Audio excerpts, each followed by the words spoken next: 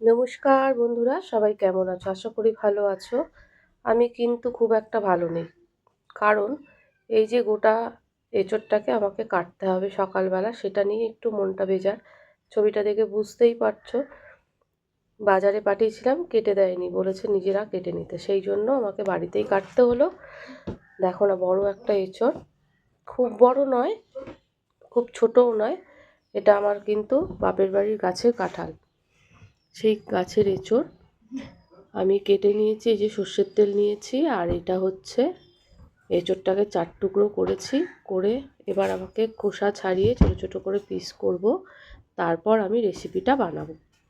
যাই হোক, তোমাদের সাথে একটু প্রথমেই কথা বলে নিলাম, কাটাও আমার হয়ে গেছে।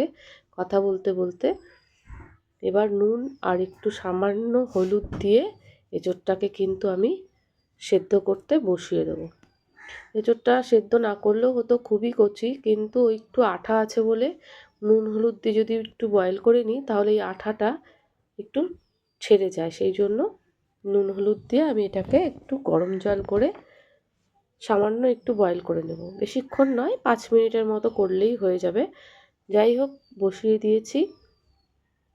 দেখো বয়েল হয়ে গেছে। এই যে আঠাটা গায়ে লেগেছিল সেগুলো সব ছিঁড়ে গেছে। এবার আমি এটাকে কড়াইতে তেল দিয়ে বসিয়ে দেবো। কী কী করছি সেগুলো একবার তোমাদের সঙ্গে শেয়ার করি। সবাই তো এঁচোড় করেছো, আমার মতো করে একবার চেষ্টা করো, মনে হয় ভালো হবে।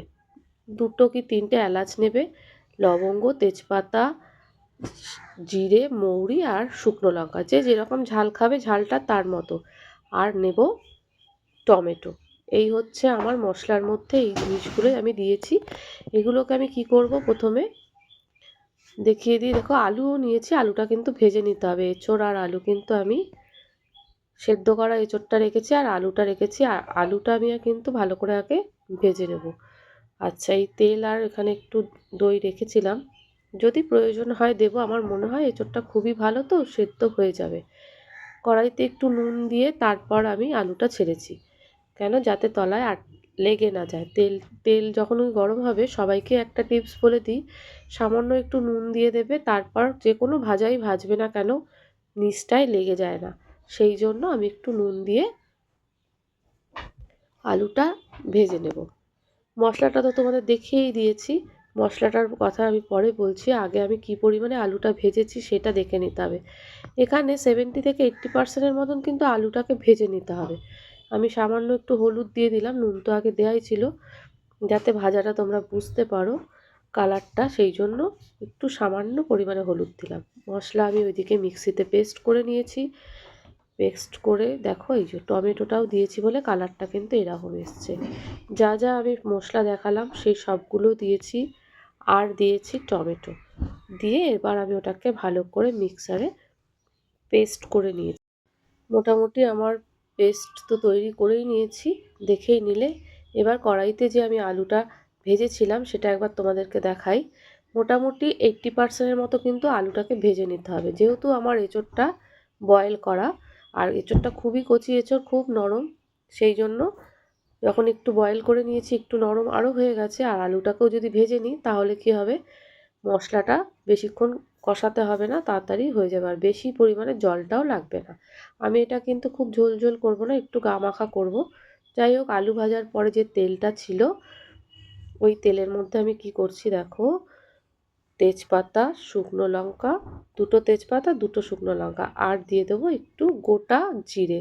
জিরেটা একটু ফোড়ন দিলে কিন্তু খেতে খুবই টেস্ট হয়, আর জিরে দেওয়া ভালো, হজম শক্তিও বাড়ে, সেই জন্য একটু জিরে সব কিছুতে ফোড়ন দিলে তরকারির টেস্টটা কিন্তু একটু পাল্টে যায়।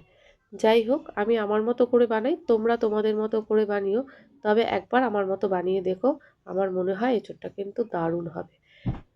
এবার আমি এঁচোড়টাকে ভেজে নেব। সব কিছু সবজি আমি ভেজে করব যাতে টেস্টটা ভালো হয়। এবার এঁচোড়টাকেও 2 থেকে 3 মিনিটের মতো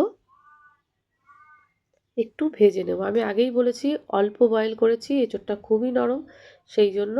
আর ভেজে নিলে আর একটু ভালো বয়েল হয়ে যাবে ভাজার সঙ্গে সঙ্গে। আর এদিকে তো একটু হালকা বয়েল করেই নিয়েছিলাম, আর আলুটাকেও কিন্তু আমি বেশ ভালো করেই ভেজে নিয়েছি, 80% বয়েল হয়ে গেছে। এবার আমি কি করব, এঁচোড়টাকে একটু 5 থেকে মিনিটের মতো একটু ভেজে নেব। একটু ভাজা ভাজা হয়ে গেলে তারপর এর মধ্যে আমি কী কী দিচ্ছি তোমরা দেখতে থাকো। এবার ভাজা আলুটাও দিয়ে দিলাম। এঁচোড়টাও যখন আমার ভাজা হয়ে গেছে, এঁচোড়ের সাথে সাথে আলুটাও দিয়ে দিলাম। আলুটাকেও আর একবার ভালো করে নেড়ে নিয়ে ভালো করে মিশিয়ে নিলাম। ভালোভাবে ভাজা হয়ে যাওয়ার পর এবার যে বাটা মশলাটা আমি রেখেছিলাম মিক্সিতে, ওই মশলাটা কিন্তু আমি এবার দিয়ে দেব। এর মধ্যে তো তোমাদেরকে প্রথমে দেখিয়ে দিলাম কি কি মশলা দিয়েছি। সেগুলো যেরকম এঁচোড় দেবে সেই পরিমাণে কিন্তু তোমরা মশলাটা পেস্ট করবে। আমার যেহেতু অল্প এঁচোড়, গোটা এঁচোড়টা আমি করিনি, আধখানা করেছি। এটা হচ্ছে একদম নিরামিষ রেসিপি, সেই জন্য এই রেসিপিটাতে আমি আধখানা এঁচোড় ইউজ করেছি, আর আধখানা এঁচোড় আমি পরে ইউজ করব, সেই ভিডিও তোমাদেরকে পরে শেয়ার করব। তাহলে ওই মশলার মধ্যে যা যা ছিল সেটা তো তোমরা দেখেইছো। এখন আমি যা যা দিচ্ছি সেটাও তোমাদেরকে একবার বলে দিই। হলুদ গুঁড়ো, জিরে গুঁড়ো, ধনে গুঁড়ো আর শুকনো লঙ্কার ঝাল, যেটা ঝাল শুকনো লঙ্কার গুঁড়োটা দিলাম। আর দিয়ে দেব কাশ্মীরি লঙ্কার গুঁড়োটা কালারের জন্য। তাহলে কী হবে, এঁচোড়টা দেখতে কিন্তু অসাধারণ হবে। আমি এখানে যেহেতু গোটা গরম মশলা দিয়ে দিয়েছিলাম, আর কিন্তু গরম মশলার ইউজ আমি করিনি, ওটাতেই আমার কিন্তু গরম মশলার কাজ হয়ে যাবে, সেই জন্য আর আমি গরম মশলা আলাদা করে কোনো ইউজ করিনি। এবার এই মশলাটা দিয়ে ভালোভাবে কষাতে হবে যতক্ষণ না এখানে টমেটোটা তো দিয়েছি, এর একটা কাঁচা গন্ধ থাকে, সেটা যতক্ষণ না যাবে ততক্ষণ কিন্তু একটু কড়াইতে নাড়াচাড়া করতে হবে। বেশ 2 থেকে 3 মিনিট এটাকে নাড়াচাড়া করার পর কিন্তু দেখতেই পাবে আস্তে আস্তে তেল ছাড়তে শুরু করে দেবে। সেই পর্যায়ে আমি ওই যে বাটি ধোয়া জলটা আমি দিয়ে দেব। একদম ড্রাই হয়ে গেছিলো, সেই জন্য এবার আমি ওর মধ্যে বাটিতে যে জলটা ছিল, বাটি ধুয়ে জলটা দিয়ে দিয়েছি। তার মধ্যে তো অনেকটাই মশলা থাকে, সেই জন্য ওই মশলাটা আমরা বাঙালিরা তো জানোই বাটি ধোয়া জল দিয়ে দিই, সেই জন্য দিয়ে দিলাম। এবার কালারটা দেখে বুঝতেই পারছো কত সুন্দর একটা কালার এসছে। এই কালারটা আনতে কিন্তু কাশ্মীরি লঙ্কার গুঁড়ো একটু দিতেই হবে। যতই তুমি কষাও না করো, কাশ্মীরি লঙ্কার গুঁড়োর একটা কালার আলাদাই আসে। আর কষানোটার পরে এঁচোড় সেদ্ধ হয়ে গেছে, আর আলুটাও কিন্তু সেদ্ধ হয়ে গেছে।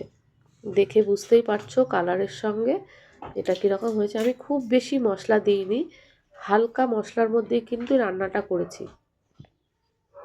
দেখতেই পাচ্ছ তেলটা বেরিয়েছে, যেই তেলটা দিয়ে ভেজেছিলাম ওই তেলটায়, আর এক্সট্রা কোনো তেল কিন্তু লাগেনি। আর নামানোর আগে তো একটু মিষ্টি দিতেই হবে, নিরামিষ সবজিতে একটু মিষ্টি না দিলে টেস্টটা কিন্তু সেরকমভাবে হয় না। সেই জন্য কষানোর সময় যদি তুমি মিষ্টিটা দাও তাহলে কিন্তু কালারটা আরও বেশি ভালো আসে। যখনই কষানো হবে, কষানোর মাঝখানে কিন্তু মিষ্টিটা দিলে ভালো হয়, তাতে কালারটা লাল আসে, আর খেতেও কিন্তু টেস্টটা অসাধারণ হয়। নুন মিষ্টি যদি সমান হয় তাহলে খাবারের টেস্ট, যে কোনো সবজির টেস্ট কিন্তু একটু আলাদাই হয়। যাই হোক, আমার তো কষানোটা হয়েই গেছে, দেখতেই পাচ্ছ ভালোভাবে তেলও বেরিয়ে এসছে। এবার আমি জলটা দিয়ে দেব। জলটা আমি গরম করে পাশে রেখেছিলাম, বেশি জল দেব না, দেখতেই পাচ্ছ সামান্য পরিমাণে জল দিয়েছি।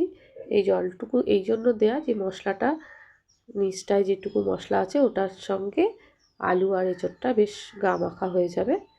দেখতেই পাচ্ছ কালারটা আর এঁচোড়টা কত সুন্দর হয়েছে। আমি নামিয়ে একবার তোমাদেরকে দেখিয়ে দেব, কড়াইতেও তোমাদেরকে দেখিয়ে দিলাম। দেখো পুরো আমার রেডি, সমস্ত কিছু দিয়ে আমার কিন্তু কমপ্লিট। মশলাটা আমি দেওয়ার পর যেটুকু জল দিয়েছিলাম সেইটুকু জলকে কিন্তু আমি একটু শুকনো করে নিতে হবে, অনেকটাই ঝোল দেখতেই পাচ্ছ রয়েছে। এটাকে 5 থেকে 7 মিনিটের মতন বয়েল হতে দেব। বয়েল হয়ে যাওয়ার পর তারপর নামিয়ে তোমাদের সঙ্গে শেয়ার করব যে আমার এঁচোড়ের তরকারিটা কীরকমভাবে করলাম। যারা আমার ভিডিওটা প্রথম থেকে দেখছো তাদেরকে অসংখ্য ভালোবাসা। যারা নতুন আমার ভিডিওটা দেখছো তাদেরকে বলবো একটা সাবস্ক্রাইব করে আর বেল আইকনটা অবশ্যই অল করে রেখে দেবে, যাতে নেক্সট ভিডিও আসলে তোমরা সঙ্গে সঙ্গে দেখতে পাও। আর পুরনো বন্ধুদের অনেক অনেক অনেক ভালোবাসা। আর সবাই একটা ছোট্ট কমেন্ট করে যাবে, তোমাদের একটা কমেন্ট নেক্সট ভিডিও বানাতে আমাদের উৎসাহ করে। সকলকেই বলছি ছোট্ট একটা কমেন্ট করে যাবে আমার রেসিপিটা তোমাদের কেমন লাগলো। তাহলে ভিডিওটা আমি এখানেই শেষ করছি। সবাই ভালো থাকো, সুস্থ থাকবে, অনেক অনেক ভালোবাসা। আর একবার তোমাদেরকে বলছি অবশ্যই কিন্তু বেল আইকনটা অল করে রাখবে। যারা যেখান থেকে দেখছো একটা ছোট্ট কমেন্ট করবে আর একটা হাইপ অবশ্যই করবে যদি তোমাদের ভালো লেগে থাকে। আর বন্ধুবান্ধবের সঙ্গে শেয়ার করার জন্য শেয়ার অপশান তো জানোই, তবে একটা ছোট্ট শেয়ার তোমরা করতেই পারো। তাহলে ভিডিওটা আমি এখানেই রাখছি। অনেক অনেক ভালোবাসা। টাটা, বাই বাই, ভালো থেকো, সুস্থ থেকো।